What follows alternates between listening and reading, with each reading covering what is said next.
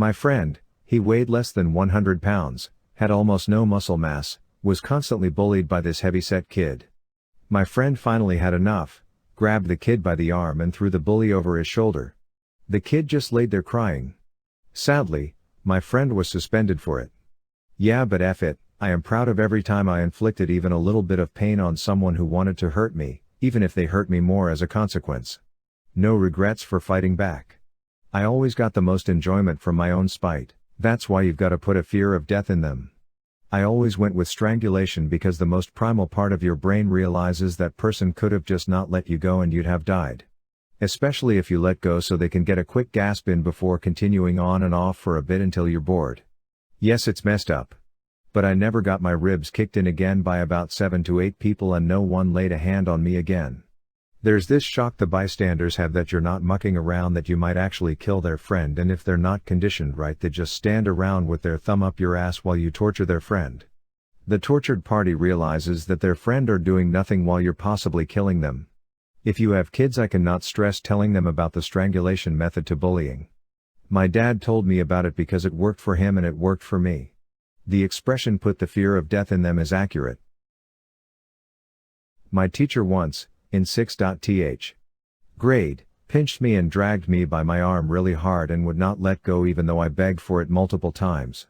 She thought I had been the one throwing slobs of clay onto the ceiling, refused to believe me, it truly wasn't my mess, and pulled me by my arm around the classroom trying to force me to clean up the mess.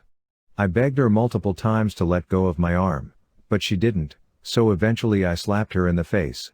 To this day I still consider it an act of self-defense. Anyway, she tried to get me into trouble for slapping her until my dad, a huge 2 meters tall carpenter/construction worker, as violent looking as Bud Spencer, but equally kind and goofy as him, showed her my bruised, black arm, and told her, she should only be so happy it was me and not him, who had slapped her, and 2, if she was to report me slapping her, we would report her for abusing me. She never laid a hand on me again. Living my best life.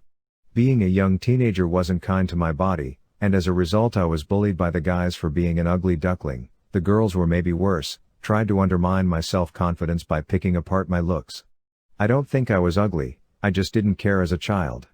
It was hurtful, and caused me to enter into a low spell.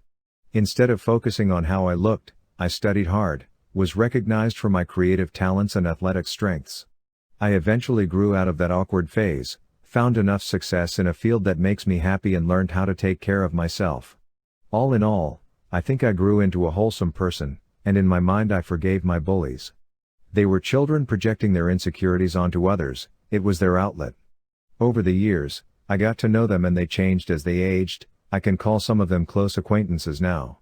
One of the bullies, a guy, walked up to me at a party, apologized for the way he behaved with me as a kid and told me how beautiful I looked, and that he admired me, stating he would never be able to be with a woman like me. Life surely changes, including bullies. I was a quiet kid, I couldn't lash out. I'm still a gentle person, towards myself and towards others. But I had had enough of how bullies undermined me, and found meaning elsewhere, and strength when they couldn't.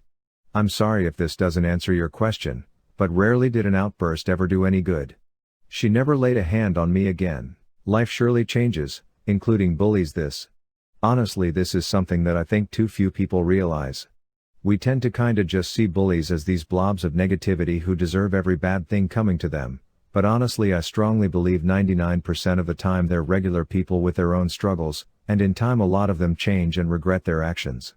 I think a lot of people bully, but there are few who earn the title of being a bully, and even fewer who become better in time.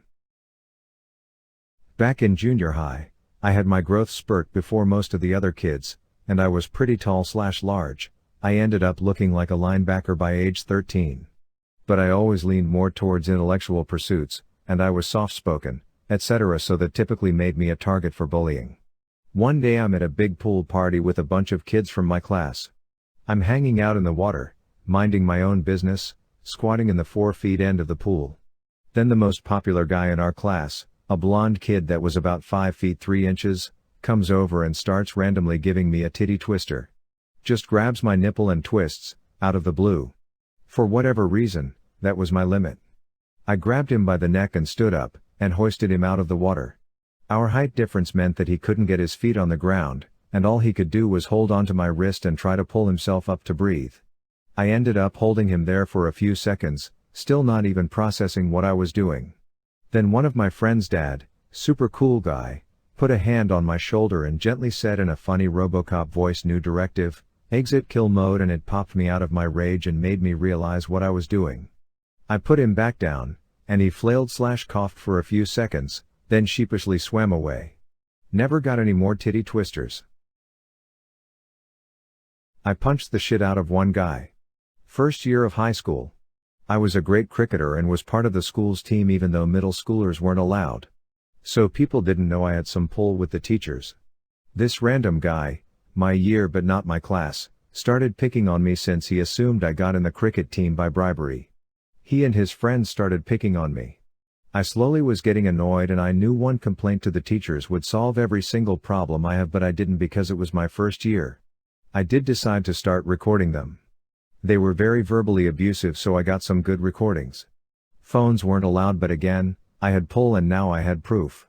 One day after practice he and his group started picking on me and got physical. I punched the guy as hard as I could. He was standing back to a wall, his head bonked against the wall, and I punched him again, this time following through, smashing his head to the wall. He fell like a sack of potatoes and just stopped moving. Most of his friends ran off to call the coaches/teachers while one tried to square up to me. I promptly twisted his arm behind his back, kicked the back of his knee and laid him flat on the floor screaming for help. Coaches came over, took the unconscious asshole to the hospital and asked my parents to meet them and suspended me. Here's the best part. The next day, in front of my parents, the asshole's parents and a whole assortment of teachers, I played the record of the guy saying, "Did your mother sleep with the principal in the room with his wife who was also a teacher lol, in return for you getting into the cricket team?" Now my parents were awful, but they had pride. They went off on the asshole's parents, calling them failures in parenting. For some reason the principal took an immense amount of offense to the recording and joined my parents. Only his wife was trying to calm people down. In the end I am reinstated without any punishment. The asshole's friends are banned from participating in the school's cricket events and asshole is straight up kicked out of the school. My brother and I were bullied by a kid on our street while we were preteens.